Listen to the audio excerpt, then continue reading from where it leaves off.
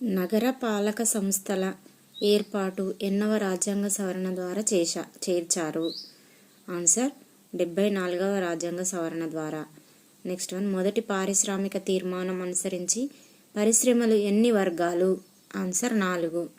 Next question, సామ్యవాద రీతి సమాజ స్థాపన మౌలిక లక్ష్యంగా రూపొందించిన పారిశ్రామిక తీర్మానం? ఆన్సర్ 1956 తీర్మానం. నెక్స్ట్ క్వశ్చన్, ఆర్థిక రాజ్యాంగంగా అభివర్ణించబడే పారిశ్రామిక తీర్మానం?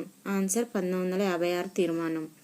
నెక్స్ట్ క్వశ్చన్, సరళీకృత ఆర్థిక విధానాలని ఏ ప్రధాని హయాంలో ప్రారంభించారు? Answer PV Narasimha Rao. Next one, joint సెక్టార్ను ప్రవేశపెట్టాలన్న సూచన చేసిన committee? Answer Dutt committee. Hazari committee నివేదిక దేనికి సంబంధించింది? పారిశ్రామిక లైసెన్స్